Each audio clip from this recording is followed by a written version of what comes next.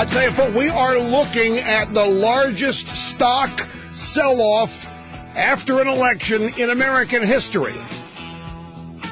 The largest stock sell-off in American history. The market is down right now almost 10% since Election Day. For those of you in Rio Linda, that was 2 days ago.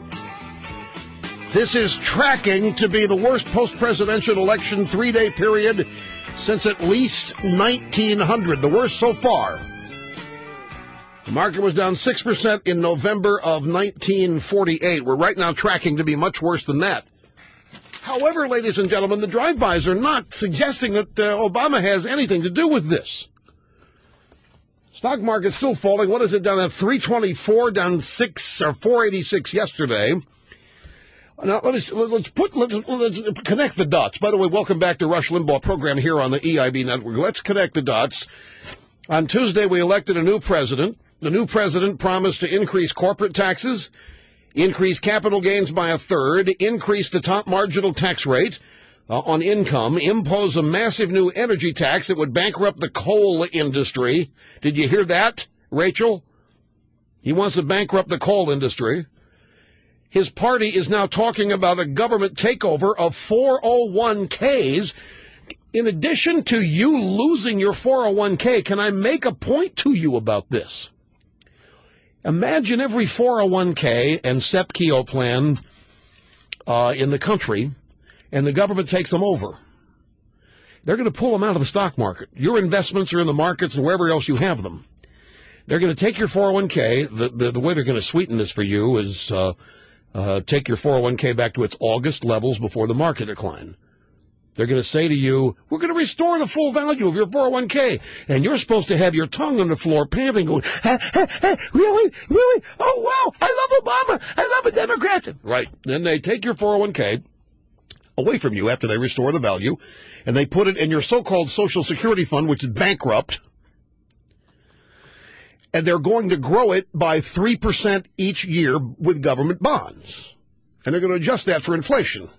Well, whoopee-doo, if we enter a deflationary period, which a lot of people think we might now, which is not good, by the way, deflation is bad for producers because they can't sell the things they produce for a profit. It can drive business out of business if we go deflationary. Inflation's bad, too, but deflationary is a horribly bad cycle. They're going to take their 401k, put it in the Social Security Trust Fund, whatever the hell, trust fund, my rear end, whatever they're calling it, they're going to put it there, guaranteeing you 3% interest a year, and the most that you're going to be able to contribute to it, Rachel, every year is 5%, not whatever you choose, adjusted off the top. But then what nobody's talking about, ladies and gentlemen, is this. It's particularly troubling out there. Massive amounts of investment capital will be taken out of the market and given to the government. Imagine all of the millions, hundreds of millions of dollars, your 401k and everybody else's, invested wherever you have it invested, taken out of those companies, out of those instruments, and put in the government. Can you imagine the recessionary pressure of that? The decapitalization of the markets? One of the things that happens when you buy stock is the companies in which you buy stock use that money for investment and so forth, borrowing, building, whatever. That's going to go if this happens. So in addition to you losing your 401k to the government at 3% a year for the rest of your life, adjusted for inflation, all that money comes out of the stock market. Okay, so let me start at the top here, connecting the dots. On Tuesday, we elect a new president.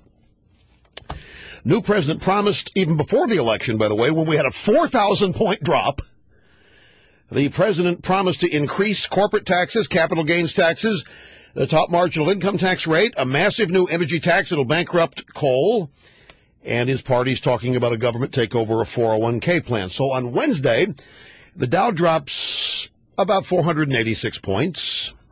It's down 346 points today. But of course, According to the drive-bys, these two events have nothing to do with each other. It's just a coincidence. The market's down today because of the jobless numbers. That's how the drive-bys see it. We have the largest market plunge after an election in history. Thank you, man-child, Barack Obama.